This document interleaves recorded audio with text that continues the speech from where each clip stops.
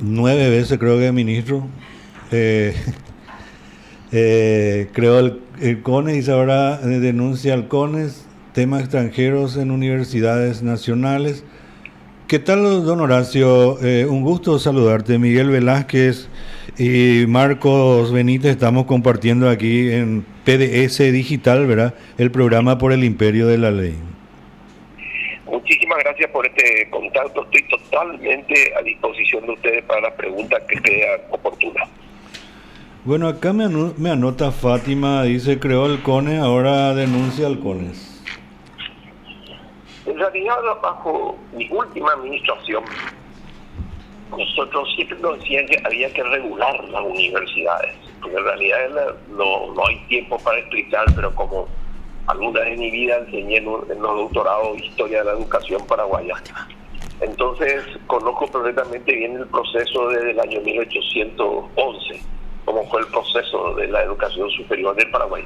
Pero ahora me iba a quedar acá. Entonces, todos decían que había que regular la educación superior. Entre ellas, la más fuerte era la actual senadora Blanca Ovelán, ministra de Educación, quien insistía mucho en que se tenía que regular. Bueno, hicimos el procedimiento correspondiente y se logró conformar lo que es el CONE, el Consejo Nacional de Educación Superior, con la representación de todas las universidades públicas y privadas.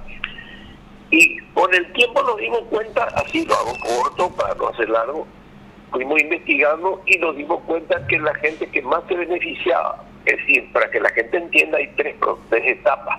La primera es cuando una universidad es reconocida, que es por ley. Una universidad, la siguiente etapa es el CONES, que tiene que habilitar. Antes no se necesitaba habilitar, cualquier universidad podía abrir la carrera que quería. Entonces, gracias a la creación del CONES, la habilitación se hace por vía del CONES y la acreditación, que es la tercera etapa, se hace en la instancia que nosotros llamamos en la NEAE, que también no fue propiamente mi creación, pero refundé la NEAE cuando ya estaba eso moribunda totalmente, esa institución.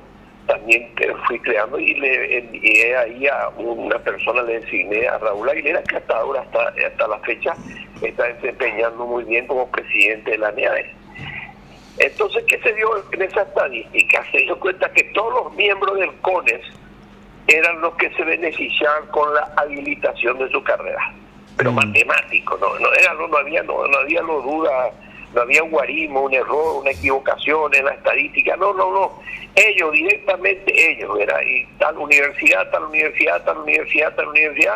directamente beneficiándose con las habilitaciones. Entonces, a raíz de eso, muchas universidades se quejaron. Pero cuando comenzó la queja, resulta que ellos comenzaron con un procedimiento. Le decían a la gente, bueno, retirate de este grupo de gente y venir a trabajar con nosotros. Y eso se volvió un guisado, un problema más que tiene esta sociedad.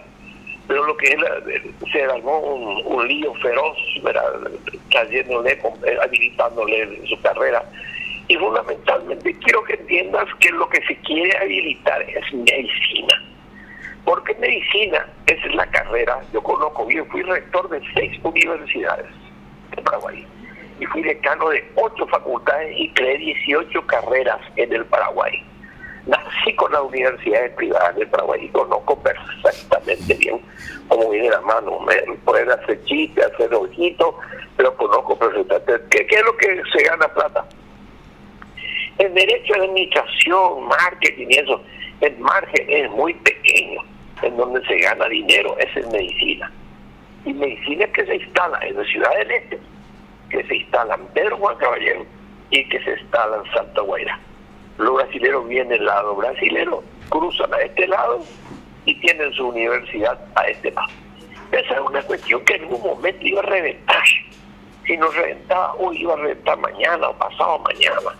Lo que no sabíamos cómo iba a reventar, es decir, Brasil también estaba amenazándonos seriamente, muy duramente, de retirarse del Mercosur educativo si Paraguay seguía provocando esta situación, vamos a llamarle peor que una pandemia nuclear. Tenemos aproximadamente 30.000 brasileños estudiando medicina en Paraguay. Cuando nosotros, y ahora con este motivo de la enfermedad, nosotros solamente tenemos capacidad para 2.000 personas para poder hacer la práctica de medicina. Bueno, hubo mucha complicidad, no quiero decir que complicidades, esas complicidades se compraron, se pagaron. Entre ellos también hay periodistas a quien se le compró para acallar este tema. Qué raro. Se callaron todo, pero ahora revienta algo.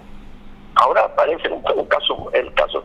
Con este motivo de la pandemia, resulta que nos encontramos que estos alumnos brasileños no pueden cruzar a este lado.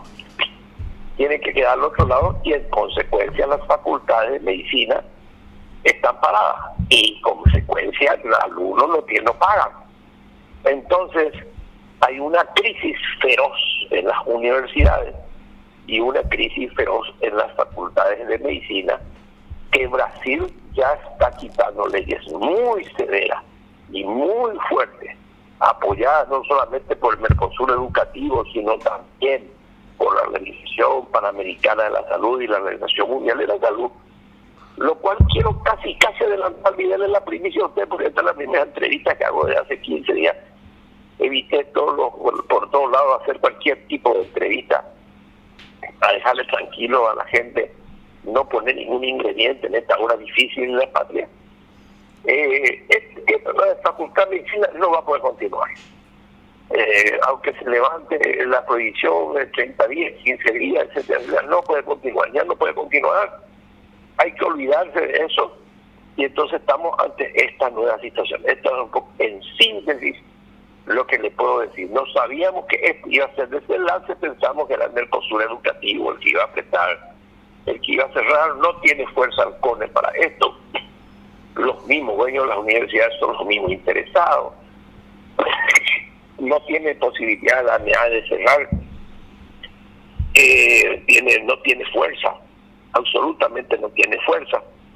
Y bueno, estamos en esta situación, listos ya para que tener un escenario absolutamente distinto que se conecta con toda esta epidemia. Imagínate que si hubiéramos utilizado estos 30.000 médicos, estudiantes de medicina, y muchos de ellos no saben ni poner inyección, y ahí en el fondo hay otros temas mucho más graves. Esto es apenas la punta al iceberg. Esto es gravísimo para la educación superior de Paraguay, que es lo que denunciamos a la Contraloría, que denunciamos nosotros al Tribunal Electoral, que denunciamos a la Cámara de Senadores y Diputados. Y gracias a esta situación, bueno, se desinfló esta situación. Pero que una vez que se normalice la situación del país, vamos a volver a encontrarnos con este drama tremendo que se llama Facultad de Medicina en Paraguay. Bueno, sí, correctísimo. Inclusive en algunas universidades, que no sé si los que están en la frontera o lo que también los que funcionan en Asunción, porque los estudiantes brasileños no solamente están en universidades de la frontera, acá en Asunción también hay universidades cuyos alumnos son casi exclusivamente brasileños, ¿verdad? Y muchos no son ni siquiera... Hay barrios completos, como los Mapuital, son todos brasileños. Sí, totalmente. Hay más brasileños que paraguayos. Pero sí, correcto, pero a lo que voy es que ni siquiera tienen radicación, o sea que se los inscribe pagando un determinado dinero y no se les exige ni la documentación. Y esta situación coyuntural demuestra, ¿verdad?, de que no pueden ingresar al país algunos que quisieron volver porque no tienen radicación, pero alegan ser estudiantes de medicina en Paraguay. Ese es un escenario que precisamente... Eso que vos estás marcando es una de las cosas más difíciles y delicadas. Hay gente que cursó la carrera de medicina sin haber hecho jamás migración. Mira lo que te estoy diciendo. Y eso es el 70%. Gravísima la situación. Pero doctor, la conclusión no estoy viendo muy claro, porque bueno, todo lo que manifestaste y corroboraste es una situación que existe, más allá de la calidad dudosa de la educación y la formación que reciben. Pero lo que no estoy entendiendo muy bien, ¿en qué puede terminar todo esto, verdad? Bueno, va a terminar en lo delicado que va a terminar parte del país. Es decir, las universidades no van a tener esos ingresos. ¿Y cómo van a mantener a los profesores? ¿Cómo van a mantener los sueldos de los profesores? ¿Cómo van a la inversión feroz que hicieron para hacer cada uno su facultad de medicina? Una facultad de medicina cuesta mucha plata montar. Hay que traer muchos elementos, hay que traer microscopio, hay que traer camas, hay que traer elementos del exterior.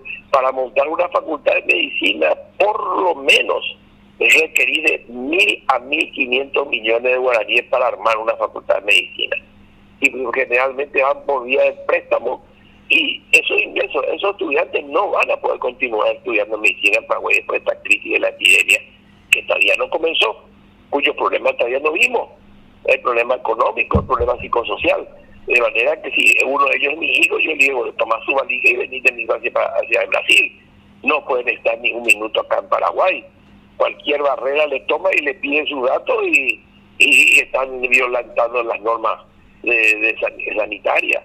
Y es una cuestión muy delicada. Bueno, pero entonces, doctor, tendrán que vérsela con el riesgo que corrieron montando un sistema educativo de mentira, ¿verdad? Porque al final las consecuencias van a tener que, en fin, pagar ellos, ¿verdad? La gente que tomó esto como un negocio y bueno, negocio que se hace, negocio que con el riesgo de que se pierda, ¿verdad? Y eso es lo que va a ocurrir con ellos. Eso va a ocurrir. Lo que vos inducís es absolutamente cierto.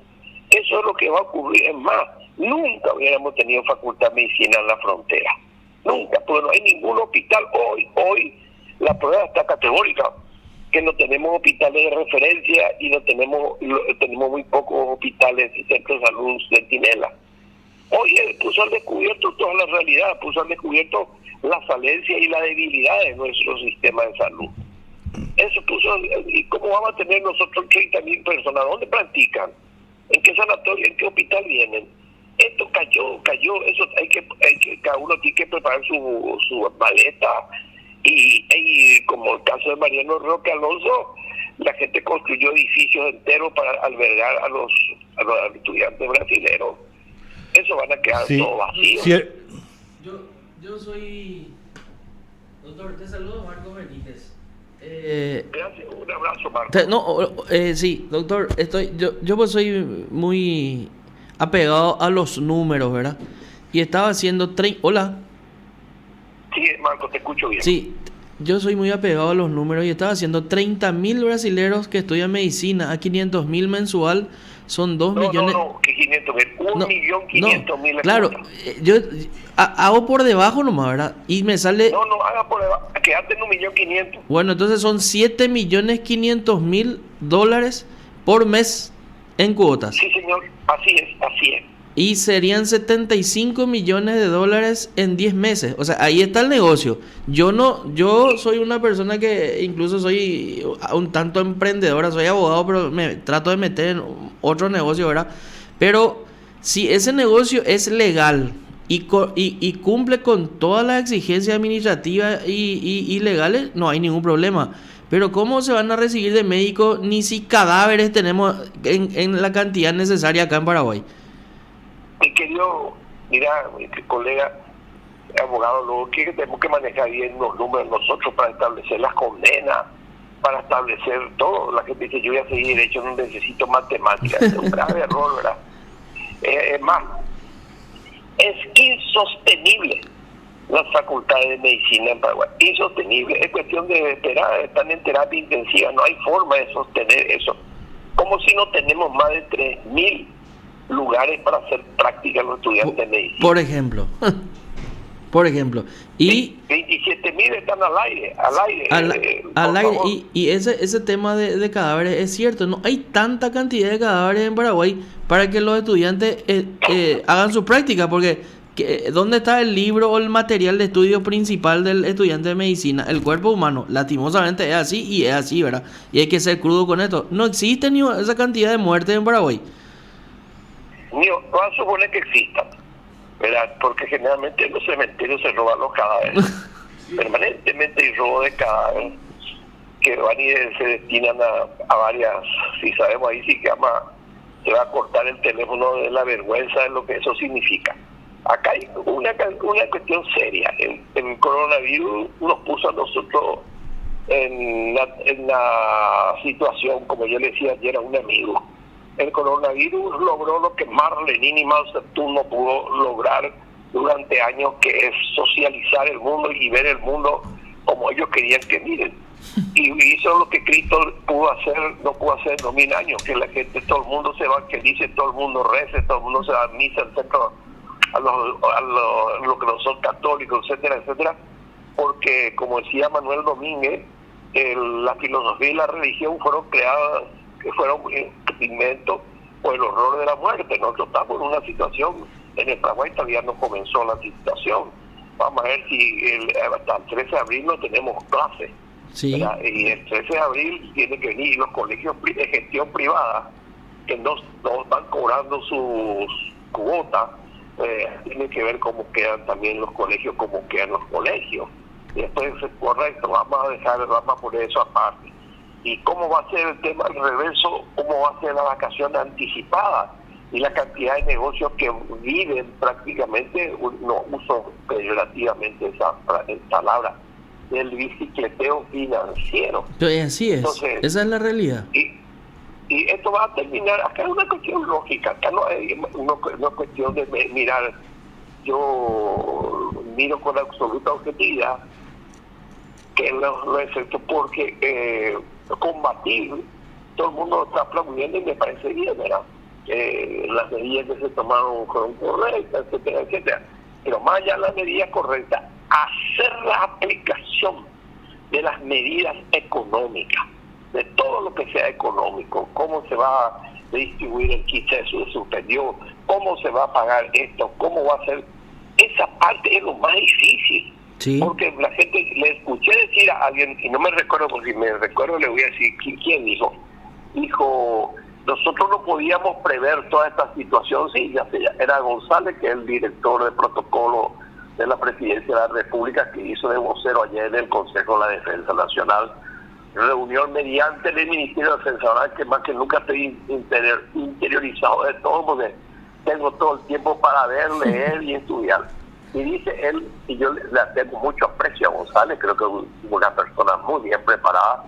Las veces que le tocó ser embajador lo hizo con altura, las veces que le correspondió actuar como viceministro lo hizo con altura, pero González está equivocado.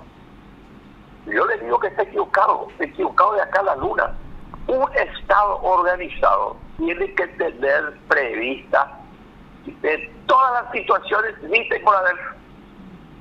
Es decir, algún ministerio tiene que hacerse cargo de eso, o la Secretaría Técnica de Planificación, o la Secretaría, no sé, más cierto que está lleno de ministros, saltan ministros como hormigas cuando hay una reunión de prensa, que todo el mundo está teniendo mucha consideración, y entre ellos también yo, para no ser un martes 13 que uno está hablando antes de tiempo. Entonces, lo que se tenía que hacer, la primera pregunta que hago, 40% del presupuesto nomás utilizó el señor Mazzoleni, y el 60% restante porque no utilizó, porque el señor Benigno López no le dio la plata, pero sin embargo compraron vehículos para el Ministerio de Salud Pública. ¿Y por qué no se ejecutó el presupuesto? ¿Y cómo no vieron esa posibilidad si ya teníamos el dengue? Y la reacción que tuvimos fue una reacción lenta. Nos anima la gente a decir nomás, porque en este momento están todos blindados haciendo una reunión de prensa, y los medios de cierta forma también están interesados en blindar esto, en no crear la polémica, y me parece bien, ¿verdad?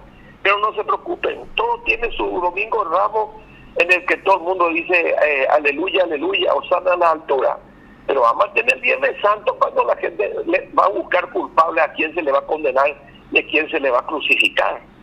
Yo no voy a decir quién, pues yo les puedo adelantar que ya veo la figura que ahora está crucificada, pero no se tomó las medidas. 40% más se ejecutó el presupuesto y teníamos la plata. Lo peor que teníamos la plata. ¿Y por qué no usamos la plata? Esto ya es la primera vez que digo No sé qué repercusión va a tener esto que yo te estoy diciendo, pero eso que dices no se podía tener previsto. Señor González, lamento su ignorancia. Un Estado organizado tiene la capacidad de prever todo. Tendríamos que tener esa capacidad. Y más aún claro, que este mal no es que vino de la noche a la mañana. En noviembre ya, en octubre, fines de octubre ya se avisoraba que venía algo desde China y que iba a llegar. Me está abreviando lo que yo tengo que decir. Nosotros el año pasado, cuando comenzó el ministro que viene cualquier, tiene que hacer lo que se llama, todos conocemos como FODA, fortaleza, oportunidad, debilidad, amenaza. Él, en un cuadro descriptivo, que es un cuadro estratégico, tiene que saber cuál es su amenaza.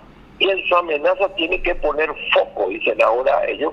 Nosotros en temas militares llamamos masa, tenemos que hacer masa sobre una situación, para la situación que es la amenaza, para poder tener controlada esa amenaza. Yo nunca le escuché a nadie hablar en forma descriptiva, son todos poetas, y cuidado que a los poetas esto no les puedo asegurar, pues es la primera entrevista que hago hace un mes, solamente porque la compañera usted me convenció para esta entrevista. Pero cuidado con el Viernes Santo.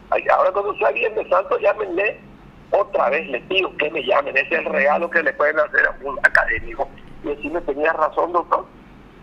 Sí. No están tomando las medidas que se están manejando en el medio mediático. De hecho, nosotros somos y tratamos de ser un medio diferente, independiente, y no estamos ligados a las grandes corporaciones de medios, ¿verdad? Y habíamos criticado muchísimo la lentitud con la que se estaban tomando las medidas. Por ejemplo, ¿por qué se priorizó la recaudación de DINAC en el aeropuerto y no se priorizó la salud, por ejemplo, de la gente, cortando el flujo ya rápido del avance de esa enfermedad y que sí o sí venía por el aeropuerto, ¿verdad? Ese es otro de los análisis que oportunamente en el Viernes Santo se va a decir. El Viernes Santo va a decirse. No el Viernes Santo vamos a decir teológico y temporal, sino el Viernes Santo de la historia. Un Viernes Santo paralelo. Un Viernes Santo paralelo, cuidado. Mira que aquí no están controladas. A mí me da pena ver que la Academia Militar. ¿Y dónde están los cadetes de la Academia Militar? Y fueron todas sus casas. Y probablemente fueron licenciados. Bueno, creo que le expongan a esa gente con lo que supuestamente o probablemente tengan, ¿verdad? Pero pueden distribuir en distintas unidades militares para prestar servicio.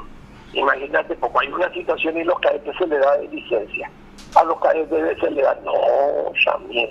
Esperando más Viernes Santo va a haber las acusaciones, va a verle a los héroes cómo acusan de la deficiencia. En la prueba más categórica que el presupuesto de salud se usó solamente el 40%. Y sí. Ahí queda. A partir de ahí hay que analizar las cosas en cuanto al coronavirus y en cuanto a los 30.000 brasileros. Definitivamente ellos por proceso migratorio no podían haber ni iniciado las clases en Paraguay. Sí, ahí hay inclusive delitos de las distintas universidades. Sí, así mismo. De la ley de migración. Ahí hay delitos. Esta es una bomba, peor que Hiroshima y Nagasaki, todavía no se dio los efectos nomás. Sí, cierto. Pero yo me suscribo para estar con ustedes cuando ustedes me llamen. Te agradecemos muchísimo la comunicación. ¿Cómo era que dice acá Miguel? 9 veces es ministro de Educación, ¿verdad? Y otra cartera. Miguel exageró, ¿verdad? Pero una de esas... 9 veces ministro, sí. Ministro fui. Pero de educación 4 veces. 4 veces, y sí. Conozco todos los sectores de este país. Una de esas ocasiones creo que fue ministro cuando yo terminé en el Colegio Nacional de la Capital. Mi querido, a pesar de no ser mi colegio, era un colegio muy querido. Sí. Muy querido. Yo le animaba mucho a los del Colegio Nacional en la Capital. No me acuerdo. Eran mis mimados, jugábamos, hacíamos campamentos allá en Cerro, en Paraguarí. En Paraguarí. Con mucho cariño. Le quiero mucho al Colegio Nacional de la Capital, que es lo que es la gloria de la educación paraguaya. Primero porque de ahí se refundó la educación con los primeros alumnos que empezaban a ingresar en el bachillerato. Sobre esa piedra se construyó la Universidad Nacional de Asunción.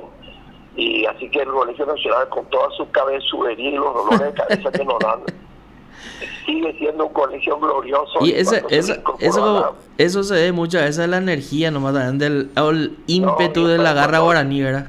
Se le incorporó a las mujeres, que yo nunca quería. Yo quería que el Colegio Nacional de Asunción de Escalada sea de niñas y el Colegio Nacional de la capital sea de varones. Sí, muy bueno. Cuando no estuve ausente se hizo eso, pero y entonces ellas crearon no el centro 23 de octubre, sino el centro Serafina Dávalos, sí, que fue la primera mujer que egresó de bachiller en el Colegio Nacional de la capital. Dio un hombre, justo nombre, sin lugar a dudas, pero quedó ahí hasta ahora queda la rivalidad entre hombres y mujeres, y por esa desgracia también, llamo desgracia, por desgracia, yo tengo 3 hijas y tengo nietas, de manera que no, justo las abanderadas son siempre mujeres.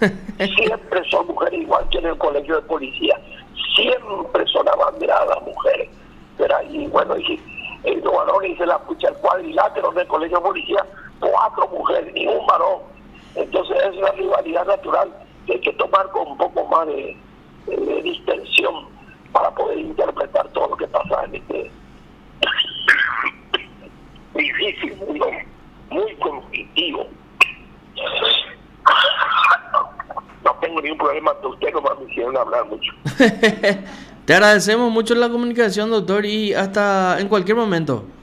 Sí. Nos llamamos, nos estamos llamando, que sea la voz clandestina, la voz libre, que diga las cosas, porque la gente está todo en un mismo coro. Sí. Pero nos están dando cuenta que cuando venga el momento, no sé cómo van a arreglar. Así mismo. Sí, señor. Bueno, y ministro, doctor, cuando pase todo esto, qué sé yo, podés venir un poco a visitarlo. Yo no sé si, yo no sé si ya estás en carácter de jubilado o estás todavía. Mira, yo no tengo la ganas de jubilarme, gozo de una salud impecable.